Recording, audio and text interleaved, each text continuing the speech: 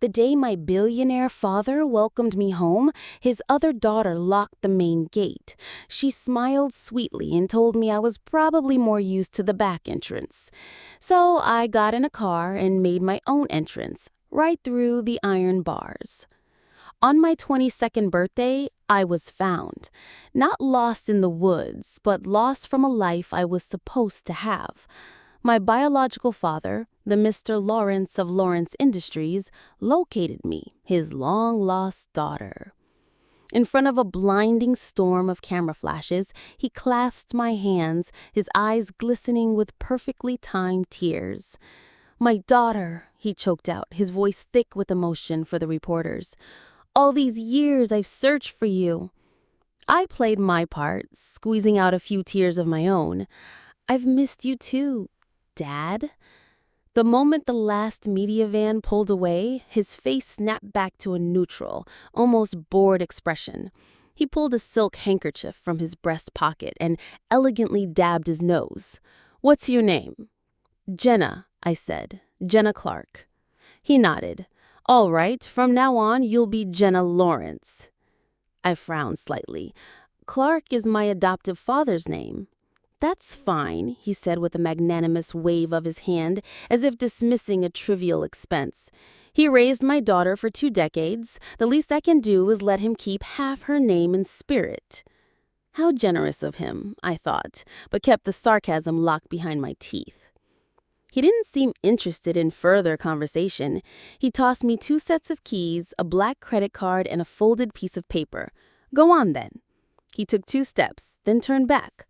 "The address is on the paper. Drive yourself. Oh, and by the way," he added as an afterthought, "there's a fake daughter at home, Chloe. I've spoiled her rotten, so watch yourself." I clutched the paper, a pang of regret hitting me. My performance earlier wasn't nearly dramatic enough for this level of detached wealth. I found the car, a sleek, almost offensively pink Lamborghini, and headed for Rosewood Manor. Unused to the sheer power of the vehicle, I hadn't gone more than a few blocks before I misjudged the braking distance and tapped the car in front of me. Getting out, I stared at the back of a pristine Rolls-Royce Phantom and fell into a contemplative silence. Well, I certainly had a promising future. My very first fender bender, and I'd started at the top. The driver's door opened, and a man in a sharp dark gray suit stepped out. He wore a face mask, obscuring his features, but his posture radiated an intimidating calm. He walked past me, glanced at the rear of his car where my pink monstrosity was still kissing the bumper, and noted the contact was so light there wasn't even a scratch. He turned back to me, his voice a low, indifferent hum. "It's fine." Then he simply got back in his car and drove away, leaving me standing there, mouth slightly agape. Was that it? The anvil of anxiety hanging over my head finally dropped. I got back in the car, determined to be more careful. But fate, it seemed, had a sense of humor. The car ahead of me, a different one this time, slammed on its brakes for no apparent reason. My driver's license was fresh, my experience minimal. The rule of "don't swerve, just brake" flew out of my mind. I instinctively jerked the wheel to the right. Crunch. My legs trembled as I stepped out of the car. It was him again, the same Rolls-Royce. This time, there was no denying the impact. Paying for this was going to be unavoidable. A few seconds later, the door of the Rolls-Royce opened. The man emerged, his movements slower this time. He glanced at the dent, then walked towards me, rubbing his temples. "Do you have something against my car?" he asked, his voice tight. I could only point a shaky finger at the car that had caused the accident. He followed my gaze to the hatchback, which was now speeding away, and fell into a silence. By the time that mess was sorted out, I was emotionally drained. For the 3rd time, I climbed into the pink Lamborghini, took a deep, steadying breath, and started the engine. And there ahead of me, was the same Rolls-Royce, its rear bumper now sporting a fresh minor dent. This time, I was hyper-vigilant. I was determined not to get into another accident. I tried to change lanes to get away from him, but the cars behind me wouldn't let me in. I was stuck, crawling along behind the Rolls-Royce as if tethered to it. At a four-way stop, I came to a gentle halt. Then, a massive jolt from behind. A powerful collision set my Lamborghini surging forward, crashing hard into the back of the Rolls-Royce for the third time. My face slammed into the airbag, the world turning into a muffled, suffocating cloud. As my consciousness faded, I thought I felt someone pulling me out of the car, felt the press of hands on my chest and the ghost of a breath on my lips. I blinked my eyes open, seeing a blurry, familiar face, the same one I'd seen twice before today. When my vision cleared, I realized it wasn't a hallucination. The man whose car I had now hit 3 times was standing on the side of the road. His suit jacket was off, the sleeves of his crisp white shirt rolled up to his forearms. Seeing me awake, he rubbed his temples again. We stared at each other for a long moment before he let out a soft sigh. 3 times in the span of 2 city blocks. You're something else, you know that. I opened my mouth, but no words came out. This was just my luck. Miraculously, no one was seriously hurt in the multi-car pileup. I was a bit dazed, but otherwise fine. Mr. Lawrence, upon hearing the news, sent an assistant to handle the aftermath and a driver to take me the rest of the way to Rosewood Manor. I wanted to apologize to the inexplicably unlucky rich man, but he was nowhere to be found. Another assistant, dressed as impeccably as him, had arrived to take over. After a quick, fruitless search, I gave up. This time, the ride was uneventful. We pulled up to the grand, wrought iron gates of a massive estate. But my relief was short-lived. A girl dressed in designer clothes stood behind the locked main gate, her arms crossed, a smirk on her face. "Sorry," she said, her voice dripping with false sweetness. "Main gate's locked." She gestured lazily toward a small path on the side. A sister who grew up in some backwater town is probably more used to the service entrance, right? I looked at her, my exhaustion from the day's events warring with the rising tide of irritation. So this was Chloe. Mr. Lawrence was right. She was spoiled rotten. I took a deep breath, a slow smile spreading across my face. I took the car keys from the driver. "No need for all that trouble," I said, my voice dangerously cheerful. "If the gate's locked, you just knock it down." Before she could process my words, I was back in the car Mr. Lawrence had sent. Not a luxury vehicle this time, but a sturdy-looking SUV, probably used by the house staff for grocery runs. Chloe stood inside, her expression one of haughty disbelief, clearly thinking I was bluffing. I turned the key, put the car in drive, and slammed my foot on the accelerator.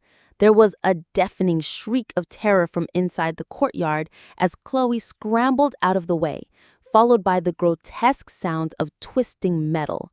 I parked the car, turned the engine off, and dangled the keys from my finger, smiling at her pale, shocked face. "See?" I said sweetly. "Now we're in." That evening, a thunderous roar echoed through the cavernous marble foyer as Mr. Lawrence returned, uncharacteristically early.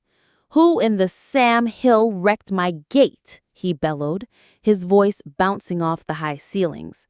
Chloe, seizing her moment, rushed to his side, latching onto his arm. "Daddy, it was her!" she cried, pointing a trembling finger at me. "I told her it was locked, and she just drove right through it. She's completely unhinged." I stood my ground, bracing myself. I figured if he was going to kick me out, it might as well be on day one. I watched his face, expecting a storm of fury. I thought about the credit card he gave me, wondering if the funds on it would be enough to pay for the damages. But then the strangest thing happened. Mr. Lawrence's face broke into a wide grin, and a deep, booming laugh erupted from his chest. He clapped his hands together slowly, a look of genuine delight in his eyes. "Excellent," he roared, startling Chloe, who was still attached to his arm. "That's my girl, a true Lawrence. Got some real fire in you." The next morning, I came downstairs to find Mr. Lawrence still there, sitting at the head of a comically long dining table and reading the Wall Street Journal. Maria, the housekeeper, whispered to me as she poured coffee that he usually left before sunrise. His lingering presence was an anomaly. Chloe was in the kitchen, wearing a frilly pink apron over what looked like silk pajamas, humming a cheerful tune. She emerged carrying a single plate with a perfect omelet, which she placed ceremoniously in front of Mr. Lawrence. "Daddy," she cooed, her voice dripping with saccharine sweetness, "I made this just for you. It took me all morning." She then artfully displayed her finger, which had a tiny, almost invisible scratch on it. "I even cut myself slicing the chives." I leaned against the doorframe, taking a sip of my coffee. "A cut? You should get to the ER quick. Wouldn't want a catastrophic injury like that to heal on its own." Chloe's jaw tightened, her sweet facade cracking for a microsecond. But in front of her father, she couldn't say a word. I gave her a wink. "Since you're up, you can make me one too. Easy on the oil, less salt." "Thanks, sis." Chloe ground her teeth but managed to force out a tight, "of course." After a tense breakfast, Mr. Lawrence still showed no signs of leaving. This time, even Chloe found it strange. She draped herself over his shoulder, pouting. "Daddy, what's the special occasion? I love that you're spending time with me, but don't you have important business?" He gently patted her hand, dislodging her from his shoulder. "Nothing important. Just staying home to oversee a blind date for your sister." "A blind date?" Chloe and I exclaimed in unison. "Mm-hmm," he hummed, looking directly at me. "Go upstairs, put on something nice. He should be here soon." After a moment of shock, Chloe was the first to recover. A look of malicious glee spread across her face. "Daddy, who did you set her up with? One of your ancient, balding business partners?" He just smiled and took a sip of his tea. "You'll know when he arrives." He then shooed me off. "Go on, get ready." Thinking of the mansion, the sports car, and the limitless credit card, I decided to play along. I went upstairs, put on a simple but elegant dress, and applied some light makeup. As I stepped off the final stair on my way back down, the doorbell chimed through the house. Maria, the housekeeper, went to answer it. Out of pure curiosity, I craned my neck to see. A man in a tailored suit stood in the doorway. His build was impressive, but from this distance and with my slight nearsightedness, I couldn't make out his face, only the sharp contours of his features. Beside me, however, Chloe let out an audible gasp.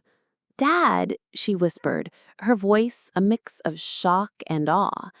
"You mean you set her up with Adrian Vance?"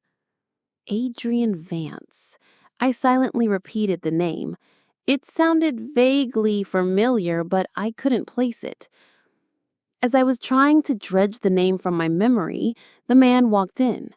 Under Mr. Lawrence's effusive introduction, I finally looked up to meet his eyes. "Hello, My words died in my throat. I stared, stunned, at the man standing before me. His expression was one of pure, weary resignation, the exact same look he'd had yesterday after I'd crashed into his car for the third time. It finally clicked. Adrian Vance, as in Vance Capital, the 24-year-old prodigy who took over his family's empire and tripled its value in 3 years. The man whose face was plastered over every business journal and who had overwhelmingly won an online poll for the city's most eligible bachelor. The same man my old coworkers used to gossip about endlessly. Rumors that he was secretly married to a 40-year-old heiress, that he was ruthless and had mob ties, that he had a younger nephew whose long-term girlfriend he had stolen, causing a permanent rift in the family. And this man needed to go on a blind date? Recovering from the shock of the rumors flooding my brain, I looked up to see Mr. Lawrence beaming, gesturing for me to shake Adrian's hand. I quickly extended mine. "Hi, I'm Jenna. I am so sorry about yesterday." A hint of a smile touched the corner of his eyes. He took my hand, his grip firm and cool. "Who says I'm the one you're meeting?" I blinked, confused. Adrian retracted his hand and stated flatly, "Your blind date is with my nephew." Without thinking, the words tumbled out of my mouth. "The one whose girlfriend you stole?" The air in the room instantly became frigid. Adrian Vance shot me a look that could freeze fire. "You should read fewer gossip blogs," he said, his voice dangerously low. Just then, a younger man with a cheerful demeanor bounced through the door. "Uncle, sorry I'm late." He greeted Mr. Lawrence politely before turning his attention not to me, but to Chloe. "Hello," he said, extending a hand to her. "I'm Ryan Vance." Chloe looked momentarily stunned, then shot me a triumphant smirk. "Mr. Vance, I think you're mistaken. Your date is over there." She gestured to me with a flick of her wrist. Ryan recovered smoothly. "I know, but a proper greeting should always be saved for last." He then turned to me, a well-practiced smile on his face, and offered his hand. "Hello, I'm Ryan Vance, your blind date for today." The two Vance men didn't stay long. Ryan, true to his word, drove a two-seater sports car, and, with a look of feigned apology to me, said, "So sorry, Jenna, not enough room. I guess you'll have to ride with my uncle." He then gallantly opened the door for Chloe. "Fine by me," I shrugged. It was exactly what I wanted. I slid into the passenger seat of Adrian's sedan. He didn't get out, only lowering the window to finish a cigarette before I got in. The moment the door closed, the silence was absolute. The entire way to the gala, neither of us said a word. The quiet was so heavy, it felt like a physical presence. We were just pulling up to a red light when the car behind us bumped into our rear end. It wasn't a hard hit, but Adrian's face darkened. He shot a glance at me, his voice a low growl. "Be honest, you sell car insurance, don't you?" "No, but for you, I would be willing to start my career right now. Think of the commission on your policy." "Not buying," he grumbled and got out of the car to deal with it. We arrived at the gala over half an hour late. The ballroom was a sea of glittering gowns and dark tuxedos. The first person I spotted was Mr. Lawrence, schmoozing with a beautiful woman in a garish crimson suit that somehow matched my deep red dress. Before entering, I had asked Adrian in what capacity I was attending. "As my date," he'd replied simply. So I took his arm and we made our quiet entrance. Almost immediately, I saw Chloe, holding court with a small circle of people with Ryan at her side. As we drew closer, I could hear her voice, thick with fake, choked-back tears. "And I feel so guilty," she was saying. "It's my fault she was lost all those years. My father and we just want to make it up to her. I tried to welcome her. I even cooked for her myself. But she just slapped me for no reason." A chorus of sympathetic murmurs rose from her audience. I stopped walking and turned to Adrian. "What kind of party is this? How big of a deal would it be if I caused a scene?" A slow, dangerous smile spread across Adrian's face.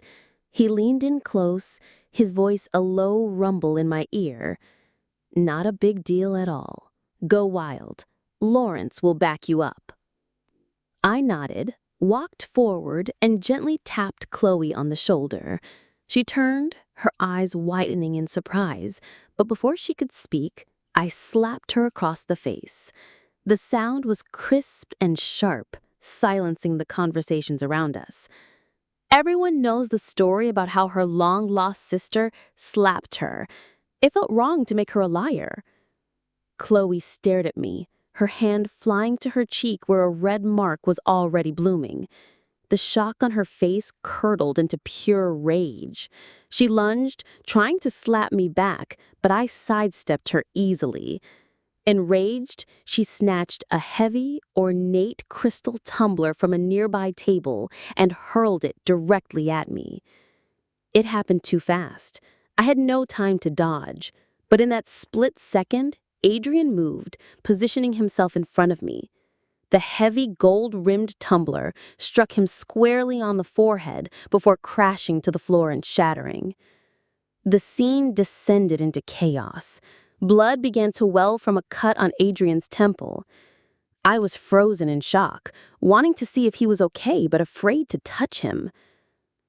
"I'm fine," he said, his voice steady despite the blood. "It's a flesh wound." Someone handed him a silk napkin and he pressed it to the cut.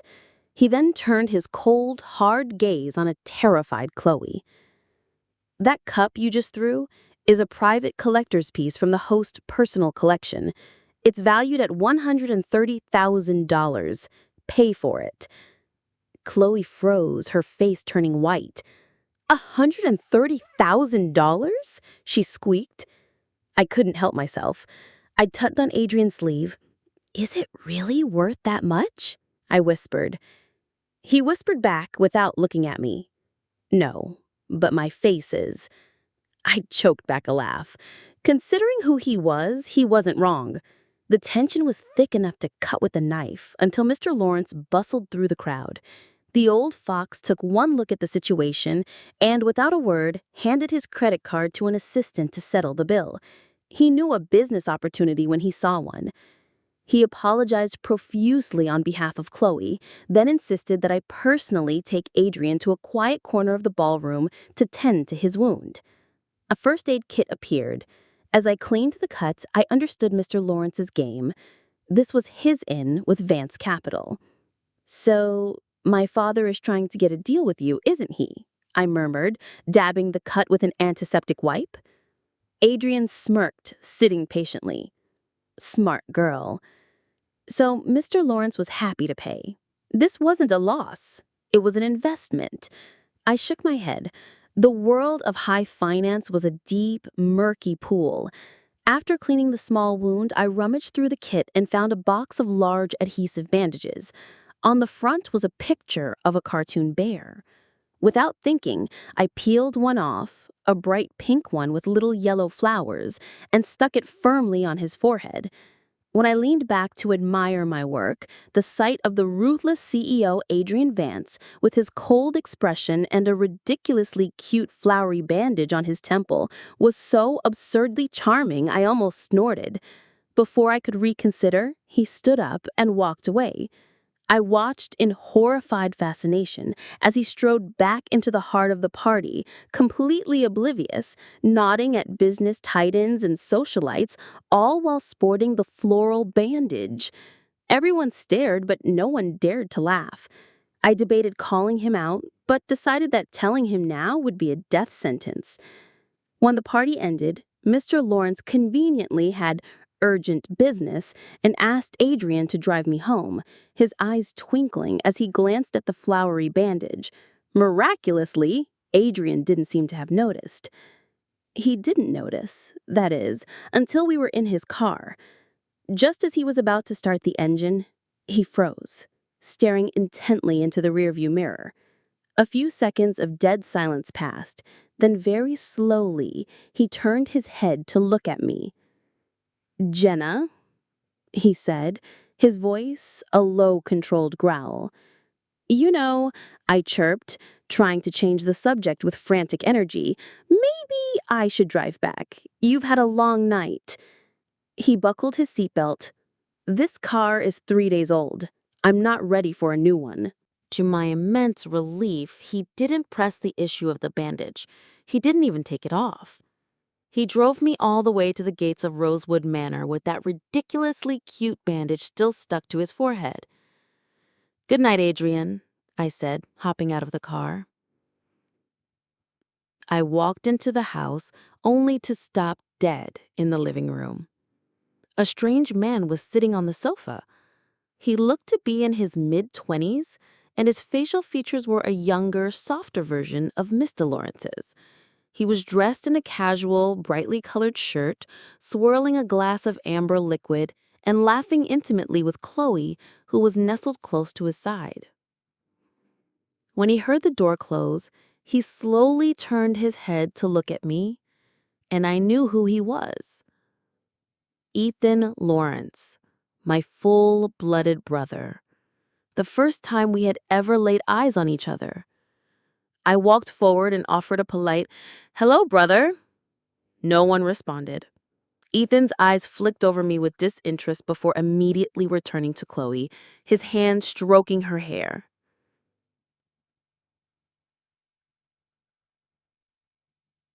His words were meant for her, but aimed at me. "Don't worry, Chloe. Whoever upset you, I'll make sure they pay for it." The message was clear. Even a fool could see he was drawing a line in the sand, and I was on the wrong side. I paused for 2 seconds, debating whether to let it go. He was my brother, after all. But then again, he'd made it clear in our first 30 seconds of acquaintance that he didn't care. Why should I? "No need to wait," I said cheerfully, walking to the bar to pour myself a glass of water. "I'm right here. How exactly do you plan on making me pay?" His bluff called, Ethan was momentarily stunned. I could see then that he wasn't a man of action, just words. He probably imagined his long-lost country sister would be timid and easily cowed. Beside him, Chloe was already tugging at his sleeve, whispering her tale of woe. Finally, Ethan marched over to me, his face set in a stern expression. "You hit Chloe at the party." "I did," I replied matter-of-factly. "She requested it. Went around telling everyone I'd already slapped her. I was just helping her make her story true. Besides," I added, taking a sip of water, "your good sister retaliated. She threw a $130,000 glass at my head. Mr. Lawrence had to pay for it." I made a tisking sound. $130,000. He only has one son, Ethan.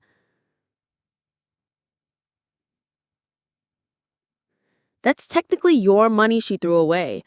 I feel sorry for you. I really do. I set the glass down and walked past him towards the stairs, leaving him standing there with a sour expression on his face. As I went up, I could hear him quietly asking Chloe if what I'd said was true, and her stammering out some excuse. I smiled. A good night's sleep felt imminent.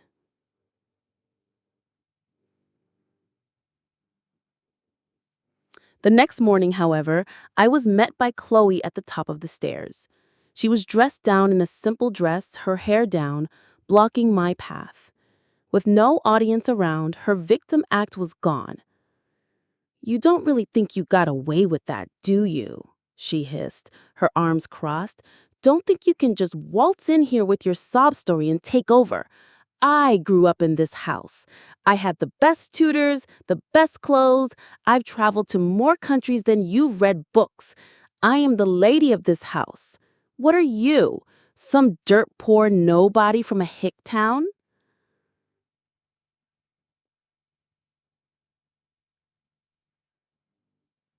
"You're confused," I said, rubbing the sleep from my eyes. "First, I'm not here to take anything from you. Mr. Lawrence found me. Second, you're the fake one here. All those years, everyone treated you like a princess because they thought you were me. You were a placeholder, Chloe." I was about to say more, but I heard the front door open downstairs.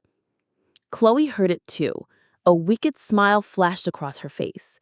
In a low voice only I could hear, she whispered, "But I still hate you, sister." In one swift movement, she grabbed a delicate porcelain vase from a nearby table. The moment Mr. Lawrence and Ethan stepped into the foyer, she smashed it on the floor at my feet. The porcelain shattered into 100 pieces. Instantly, Chloe collapsed to the floor, her voice breaking into hysterical sobs. "Jenna, no, please don't break it!" She scrabbled at the broken pieces, deliberately slicing her finger on a sharp edge. Blood welled up, but she acted as if she didn't feel it, her cries echoing through the mansion. "It was the only thing Mother left behind. Why would you do this? Couldn't you have left me this one thing?"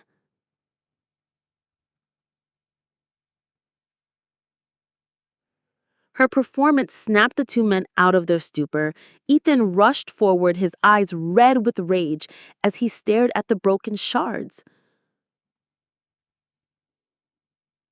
"Chloe broke it," I stated calmly. "I never touched it." Ethan didn't even look at me. 2 seconds later, he stood up and his hand flew across my face in a hard, stinging slap. "That was Mom's! How dare you!" The side of my head rang, and a sharp pain radiated through my jaw, but it was enough to bring my focus back. Ethan was now kneeling, tenderly picking up the broken pieces. Mr. Lawrence just stood at the door, his brow furrowed, saying nothing. "I didn't break it," I said again coldly. "When you two walked in, Chloe smashed it herself and started her little show. Believe it or not, that's the truth." My denial only made Chloe more frantic. She lunged at me, screaming that I was a liar, a monster for breaking our dead mother's last memento. As her hand came up to slap me, I caught her wrist. With my other hand, I slapped her. Twice. Hard. The frail, delicate princess had no strength. I, on the other hand, had grown up doing farm work. It wasn't a fair fight. Chloe froze, completely stunned that I would fight back with both her father and brother right there.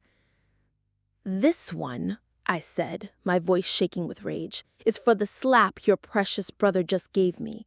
And this one," I said, looking at the raw shock on her face, "is for the woman who actually raised you for 20 years, whose memory you're disrespecting with these pathetic games."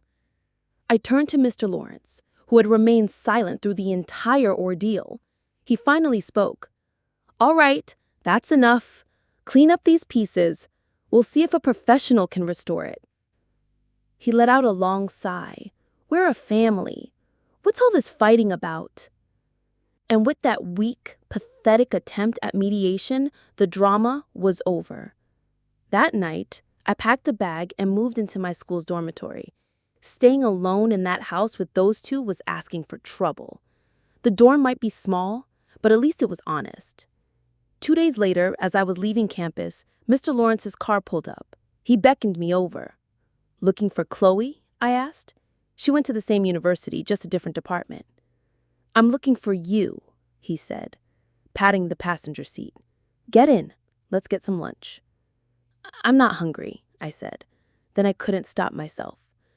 "Do you also think I broke the vase?" He lit a cigarette, leaning against the car window. "No. I know Chloe. The girl has a flair for the dramatic. Her mother's passing, it was hard on her. On me too," he said, with a sad smile. "She's not a bad kid, Jenna, just spoiled. You're the older sister. You have to be the bigger person." Then he tried to press another credit card into my hand. I stared at it, then back at him, and suddenly felt an overwhelming wave of disgust. For him, money was the solution to everything. A daughter gets framed, humiliated, and slapped? Just give her a credit card with a high limit and expect her to forget it. I didn't take it. Instead, I reached into my bag, pulled out the first card he'd given me, and threw both of them back into his car. "I'll give you both of these back," I said, my voice trembling, "if you go slap Chloe twice. Can you do that?" Mr. Lawrence stared at me, speechless. "See?" I laughed, a bitter, humorless sound. "Even you know money can't buy everything, so stop trying to buy me off." I turned and walked away. That afternoon in the cafeteria, I was picking at my food when I noticed something dark in my rice. It was a dead caterpillar. My first instinct was disgust, but then a cold, clear idea formed in my mind. I carefully wrapped the caterpillar in a napkin, threw out my lunch, and walked out. I knew Chloe's class schedule. I timed my arrival at Rosewood Manor just before she got home. Maria, the housekeeper, was just finishing up dinner prep. I told her I was just there to grab a textbook. While she wasn't looking, I slipped into the dining room. Chloe was so particular, she had to eat from her own set of fine china. I found her personal rice bowl and carefully placed the dead caterpillar inside, mixing it in. Before I left, I propped my old, spare phone up in a hidden corner of the dining room, aimed at her seat, and started a video call to my own phone. A show this good deserved an audience. That night, lying in my dorm bed, I watched. I saw Chloe sit down, start eating, and then freeze. I saw her look down at her bowl. I saw the moment of dawning horror as she realized the half-eaten caterpillar in her mouth. The next few minutes were glorious chaos. She projectile vomited into a nearby trash can, then went on a rampage, smashing dishes. Eventually, her frantic eyes landed on the hidden phone. She snatched it up. "Jenna!" She shrieked into the camera, her face a mask of fury and vomit. I held my own phone, a wide smile on my face. "How was the extra protein, sis?" She let out another strangled gag and then smashed the phone against the wall. The video feed cut out, but I was still laughing. That afternoon, just as I was leaving the campus library, I saw him. A crowd of students had gathered near the main gate, phones out, whispering and pointing. Leaning against the glossy black Bentley was Adrian Vance. He looked utterly out of place in his sharp suit and tie amidst a sea of hoodies and backpacks. Yet he commanded the space as if he owned it. When he saw me, he beckoned with a slight tilt of his head. The walk over felt like a mile as every eye followed me. My face burned. What is he doing here? "Mr. Vance?" I said, my voice coming out more formal than I intended. "Are you looking for me?" "Adrian," he corrected softly. "And yes, get in." I hesitated, knowing this would only fuel more gossip, but the intensity of the stares was too much. I quickly slid into the car. He drove us to a quiet, upscale cafe nearby. "I want you to design something for me," he said, getting straight to the point after we'd ordered coffee. "A necklace." I blinked. "Me? I'm just a student. You could hire any top designer in the world." "I have," he said, with a hint of weariness. "And they're all too set in their ways. Too much ego. This piece, it's important to me. I have a lot of specific ideas, stories I wanted to tell. Famous designers don't like being told what to do." He looked at me, his gaze intense. "Sometimes the best inspiration comes from a mind that's still fresh, not jaded. I think you'll be a better fit." He then named a price that made my coffee cup rattle in its saucer. It was enough money to live comfortably for years. To refuse would be idiotic. I agreed on the spot. Just as I predicted, the rumors exploded. The next day, photos of me getting into Adrian's Bentley were all over the university's anonymous gossip page. The captions were vile, the comments even worse. They called me a gold digger, a sugar baby, and worse. I didn't need a detective to know Chloe's fingerprints were all over it. I scrolled through a few comments, felt a wave of disgust, and closed the app. Arguing online was pointless. A few days later, I received an official email from student housing. Due to a necessary room assignment, all 3 of my roommates were being moved to a different hall. I was to be joined by 3 new students from another department. The move was so sudden and strange, I knew it was Chloe's doing. Mr. Lawrence had donated 2 residential towers to the university when Chloe enrolled. Shuffling a few students around was child's play for her. My new roommates were exactly what I expected. 3 girls who dressed like they were in a punk rock music video and looked at me with open contempt. I knew Chloe had put them here to make my life a living hell.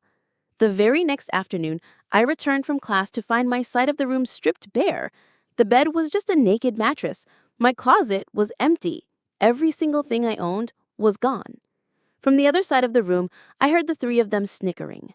I glanced at them, my face a mask of indifference, and walked out. Sure enough, I found my life tossed unceremoniously into the large dumpster behind the dorm building. That afternoon, students walking by watched the strange sight of a girl digging through a dumpster. Some of my clothes were salvageable, some were ruined. I spent the rest of the day quietly washing what I could and buying replacements for what I couldn't. I didn't say a single word to my new roommates. Their whispers and giggles followed me all evening. At one point, one of them said the word pushover, loud enough for me to hear clearly. I ignored it, which only made them laugh harder. That afternoon, I had no classes, so I took a long nap. When they returned from their own classes late that night, they found the door locked from the inside. The pounding was loud and insistent. I simply rolled over in my bed, enjoying the sound. The wind was picking up outside. A few minutes in the cold hallway would do them good. After about 15 minutes, the pounding was joined by the authoritative voice of our dorm's RA. Only then did I slowly get up and unlock the door. "Jenna, what's going on?" the RA asked, looking stern. I feigned a groggy confusion. "Oh, I'm sorry. I had a really bad headache and took some medicine. I must have slept right through it." The three bullies pushed past her into the room, grumbling, only to freeze in their tracks. Their side of the room was now as barren as mine had been. 3 empty bed frames, 3 empty closets. I leaned against the wall, a cheerful smile on my face. "I'll be nearby stores that sell bedding are probably closed by now, and you know how strict this campus is about the nightly head count? You can't just go to a hotel." I shrugged. "Looks like you'll be sleeping on bare planks tonight." "Jenna, you—" One of them started, her face turning purple with rage. "You threw my stuff out, I threw yours out," I said with a shrug. "We're even." I then turned to the confused RA, sniffling pitifully. "Ma'am, they're the ones who threw all my things in the dumpster this afternoon. My comforter was ruined. That's why I got so cold and sick." The RA's face softened with understanding. "Is that why there was a new comforter in the trash? Girls, you need to learn to resolve your conflicts. I have other rooms to check." She closed the door, leaving the three of them trapped with me. They immediately surrounded me, demanding I pay for their things. "Pay for them?" I smiled. "Good, I was hoping you'd bring that up." I walked to my closet and pulled out a designer handbag and Hermes Birkin with a long, ugly slash down the side. It looked like this when I pulled it out of the dumpster. I pulled up the official website on my phone, found the exact model, and showed them the price tag. All three went silent, their faces pale. "That's a fake," one of them finally mumbled. "Is it?" I said, pulling out my phone. "How about this? I'll call the campus police. We can have them authenticated. While they're here, we can also discuss felony vandalism of private property. I wonder what the penalty for destroying a 5-figure handbag is." Faced with the potential police record, they crumbled. Okay, one of them said quickly. "We're even. We threw your stuff out, you threw ours out. No one owes anyone anything." I smiled, not bothering to correct them. The truth was, the bag was a hand-me-down from one of Mr. Lawrence's ex-girlfriends that Chloe had already damaged and thrown in a donation pile. I'd just rescued it to store some things. The slash was old. But these girls, barely 20 and terrified of real consequences, didn't dare look closer. The fight was over. I climbed into my warm bed while my 3 roommates huddled together under their thin jackets, trying to get comfortable on cold, hard bed frames for the night. For the first time in a while, I slept beautifully. Adrian was right. The necklace project was demanding. We met almost every day. He was a stream of endless ideas, one day telling me a story he'd remembered, the next describing a fleeting concept that had come to him. Yet he was never overbearing. He always scheduled our meetings in advance, respecting my class schedule. To keep my inspiration from running dry, he'd take me to a different restaurant each time, ostensibly so the new scenery would spark my creativity. To compensate for my time, he brought me small, thoughtful gifts. An exquisitely crafted umbrella on a rainy day, a travel-sized bottle of expensive sunscreen when a heat wave hit, a rechargeable hand warmer when the first autumn chill set in. They were never extravagant, but always perfect. Over time, our professional relationship began to blur at the edges. I found that the ruthless tycoon from the gossip blogs was in person gentle and considerate. I saw the way he treated servers with quiet respect and a soft-spoken thank you. Sometimes, sitting across from him, I'd get the disorienting feeling that this was less like a business arrangement and more like dating. I would quickly push the thought away. Me and Adrian Vance, impossible. One afternoon, he took me to a restaurant near campus. As we were leaving, he handed me a small glass jar filled with a dark, thick paste. Homemade pear syrup, he said quietly, for your cough. The past week, my throat had been dry and scratchy from the changing weather. His perceptiveness was startling. It's supposed to be quite effective. Remember to take it. As I walked back to campus, I glanced back. His car was still parked there, waiting. I realized it was always like that. He would drop me off a block away to avoid gossip, and when I looked back, he would still be there, waiting until I was safely out of sight. As I neared the main gate, I saw a large crowd gathered. I wasn't one for drama, but as I passed, I caught sight of a familiar face. It was Chloe, standing in the center of the circle, pointing and screaming at a plainly dressed, middle-aged man. The man's head was bowed, his shoulders slumped as he endured the public humiliation. Chloe's words were venomous. She called him a leech, a parasite from some forgotten slum, trying to crawl his way into money, a shameless beggar. The man never said a word in his own defense, simply shaking his head and trying to leave, but Chloe kept blocking his path. Then, my heart stopped. I recognized him. I pushed through the crowd. "Dad?" The man flinched. He turned, his eyes red and welling with tears he refused to let fall. The man who had raised me, who was strong as an ox and twice as stubborn, couldn't bring himself to say a harsh word to the girl who was his biological daughter. The murmurs of the crowd grew louder. "Dad," I said again, taking the bag of fruit from his hand, "let's go." Chloe sneered. "Dad, he's not my father. My father's name is Lawrence. This man is nothing but a leech who thinks he's entitled to our money just because he babysat you for a couple of decades." I ignored her and led my dad to a small diner nearby. "Are you hungry? The food here is good." He just nodded, his gaze distant. "Dad," I asked gently, "did something happen at home?"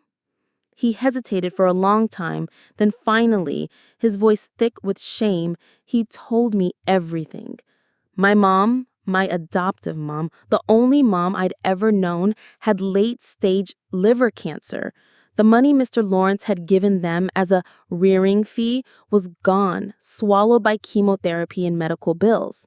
Dad was working 3 jobs. He'd borrowed from every friend and relative he had. He was out of options. "I came to ask Chloe," he choked out. I thought since Mr. Lawrence dotes on her, maybe it would be easier. I didn't want to ask you. You just got there. I didn't want them to think badly of you." He sighed, a broken sound. "The doctor says if we can get through this next round of chemo, her condition might stabilize. I was just going to ask for a loan. I could work another job. I would pay it all back." But Chloe hadn't just refused. She had dragged him in the street and publicly shredded his dignity. I listened, my heart shattering into a million pieces. Late-stage cancer? How? I cried for a long time in that little diner, holding my dad's calloused hand. Finally, I wiped my tears. "It's okay, Dad. You'll stay in a hotel nearby tonight. I'll get the money. Tomorrow we'll go home and get Mom the treatment she needs." I checked him into a modest hotel, and then I did the only thing I could think of. I called Adrian. It was the first time I'd ever initiated a call. He picked up on the first ring. "What's wrong?" His low, calm voice was a strange anchor in my storm. I took a shaky breath and asked if I could possibly get an advance on the design fee. The words felt like ash in my mouth. The design wasn't even finished. But Adrian just said, "Of course. What's your bank account number?" His agreement was so swift, so unconditional. "The money will be in your account in 10 minutes. Only after he'd promised the money did he gently ask, "Jenna, what happened?" The dam broke. The need to confess was overwhelming, and I told him everything. The phone was silent for a long moment. "It's okay," he finally said, his voice soft. "The money is on its way. I'll pick you and your father up tomorrow morning. I'm driving you." I started to protest, but he cut me off. "It's decided." The next morning, Adrian was waiting outside the hotel, dressed not in a suit, but in comfortable, casual clothes. He greeted my father with the warmth and respect that immediately put the older man at ease. During the several-hour drive, the high-powered CEO vanished, replaced by a man who could talk about fishing and crop prices with my dad as if he'd done it his whole life. At the county hospital, he was a whirlwind of quiet efficiency. He carried in the bags of nutritional supplements he'd bought from my mom. He figured out how to work the public hot water dispenser to fill a thermos. He took out the trash without being asked. He did a dozen small things he had probably never once done in his own life. My mom, despite her illness, was as vibrant as ever. When she saw Adrian, her eyes lit up. At dinner, she looked at him with a mischievous grin. "So, Adrian," she said playfully, "are you sweet, oh my Jenna?" My face flushed crimson. Before I could stammer out a denial, Adrian looked up from peeling an apple for her and smiled, his eyes crinkling at the corners. "Yes, ma'am," he said, without a hint of hesitation. "You've got sharp eyes." My mother beamed. My father, a man of few words, just ducked his head to hide his smile. And I sat there, my heart hammering against my ribs. That night, Adrian took me to a tiny, greasy barbecue joint I used to love in high school. It was a world away from the Michelin star restaurants he was used to. We drank cheap beer and ate skewers of grilled meat. Under the flickering fluorescent lights, I told him things I hadn't thought about in years, like the boy I had a crush on in high school. "This boy sounds like an idiot," Adrian said with a laugh when I finished my story. "So what kind of man is right for me?" I asked, emboldened by the beer.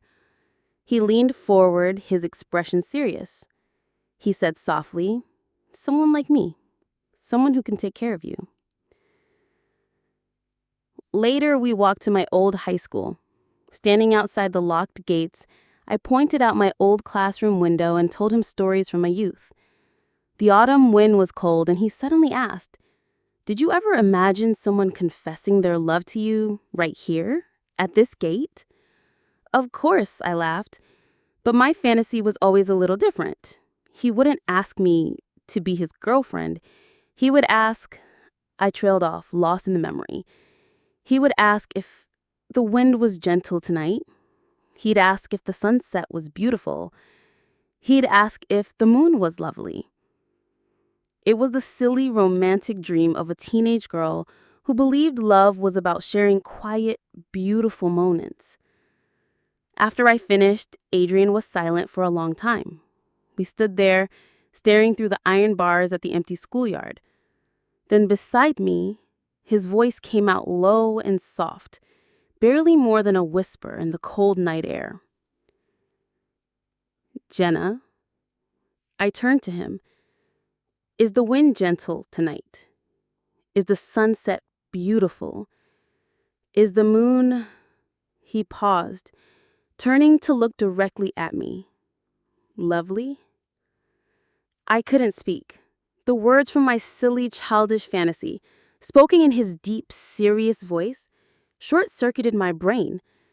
The sheer contrast, the raw sincerity, it was overwhelming. My heart hammered against my ribs, and in that dizzying moment, A sudden, brilliant flash of inspiration hit me. The final, perfect design for his necklace bloomed in my mind, complete and dazzling. Panicked by the intensity of it all, his confession and my revelation, I did the only thing I could. I turned and ran, leaving him standing there under the moonlight. I didn't sleep. Fueled by adrenaline and inspiration, I spent the entire night sketching, erasing, and refining, pouring the dizzying emotions of the evening into paper. By sunrise, it was finished. A design that captured the whisper of the wind, the glow of the sunset, and the quiet beauty of the moon.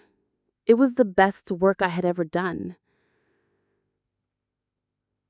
I showed up to meet Adrian that morning with dark circles under my eyes, holding out the design.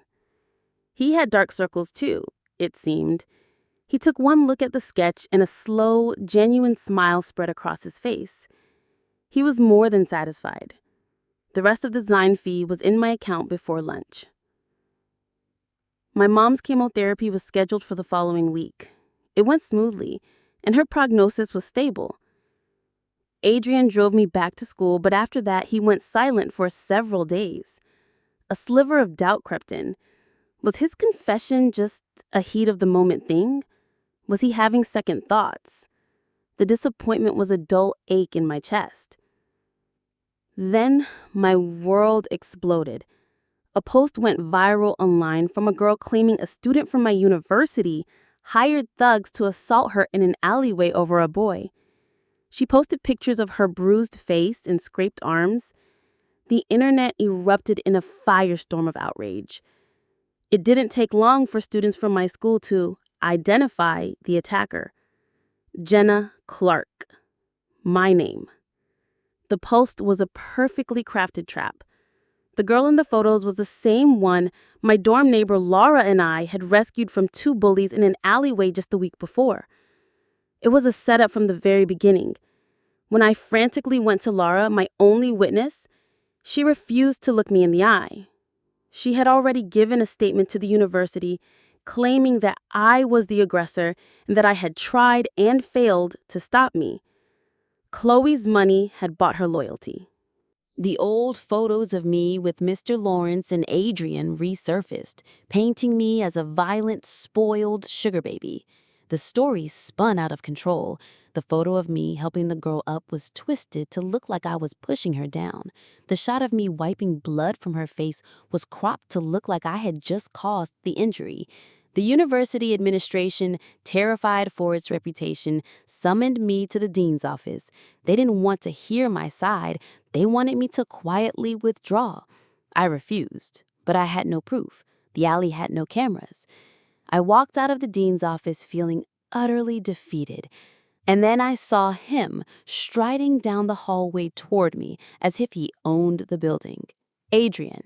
He took my hand in his grip firm and steadying. "It's okay," he said, his voice a low, reassuring rumble. "I'm here now." He turned me around and marched me right back into the dean's office. The dean, who had been so cold and dismissive moments before, turned pale when he saw Adrian. He practically tripped over himself trying to shake his hand. Within 10 minutes, at Adrian's calm insistence, Chloe, Laura, and the victim were all summoned to the office. Adrian tossed a small USB drive onto the dean's polished desk. He said coolly, "That's security footage from a convenience store down the street. The angle just barely covers the mouth of the alley.